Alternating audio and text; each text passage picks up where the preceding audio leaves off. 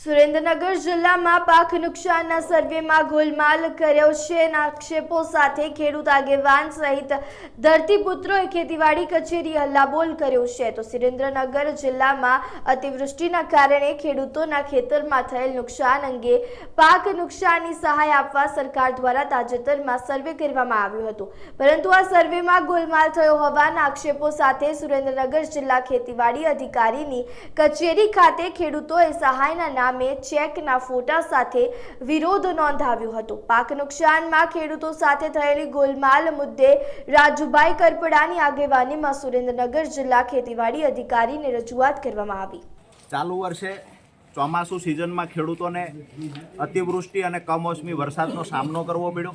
જુલાઈ મહિનાના વરસાદે ખેડૂતોને નુકસાન પહોંચાડ્યું. ઓગસ્ટ મહિનાનો અતિભારે વરસાદ પડ્યો, જેના કારણે બી ખેડૂતોને નુકસાન પહોંચ્યું છે. જે રડો ખેડો થોડોક પણ પાક બચેલો હતો એ સપ્ટેમ્બર મહિનાના કમોસમી વરસાદે ખેડૂતોના પાકને સદંતર નિષ્ફળ બનાવ્યો. આ સમયે રાજ્ય સરકાર દ્વારા ઓગસ્ટ મહિનામાં અને જુલાઈ મહિનામાં જે નુકસાન થયેલું એ માટે એક રાહત પેકેજની જાહેરાત કરવામાં આવી. સર્વેનું એક તરકટ કરવામાં આવેલું. હવે જે ગામડાઓમાં સર્વે થયો છે ત્યાં ખરેખર સરપંચ અને તલાટીને સાથે રાખવાના હતા.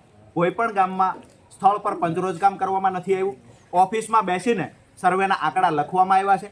પાક નુકસાન જે ખરેખર સાચું હતું એને છુપાવી અને નિયમો નેવે મૂકી ક્ષેત્રફળ જાણી જોઈને ઓછું લખવામાં આવ્યું છે. કેમ કરી અને ખેડૂતોને ઓછું વળતર ચૂકવવું, આયોજનપૂર્વક ખેડૂતો સાથે એક ષડયંત્ર થયું છે. આજરોજ અમે જ્યારે જિલ્લા ખેતીવાડી અધિકારીને આ મુદ્દે રજૂઆતો કરી કે 2 હેક્ટર કરતાં વધારે જમીન ધરાવતા ખેડૂત હોય જેને 33% વધારે નુકસાન છે, તો માત્ર ને માત્ર 5,000, 7,000, 8,000 જેવી નજીવી રકમ શા માટે જમા થઈ? અમુક ગામ એવા છે આખા ગામને એક સમાન રકમ મળી છે. અમુક ગામ એવા છે માત્ર ગામની અંદર 8 ખેડૂતને સહાય મળી છે.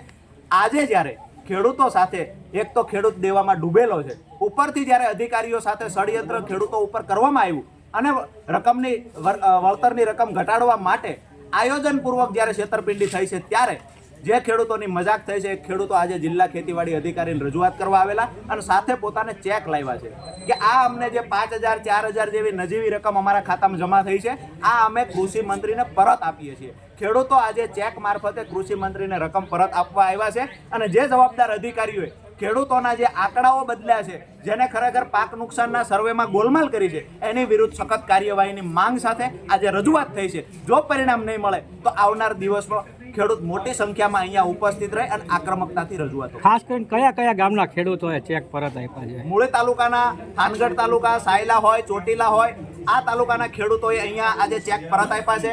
એમાં રાણીપાટના તો ખેડૂત એવા છે જેને માત્ર 3500થી આસપાસ જ રકમ મળી છે. એ ખેડૂતોએ મોટી માત્રામાં ત્યાંથી ખેડૂતો ઉપસ્થિત રહ્યા અને પોતે જે વળતર મળ્યું છે એ રકમના સ્ક્રીનશોટ સાથે, બેંકની ડિટેલ સાથે પોતાની સહી વાળો ચેક આજે અહીંયા જિલ્લા ખેતીવાડી અધિકારીને આપ્યો છે.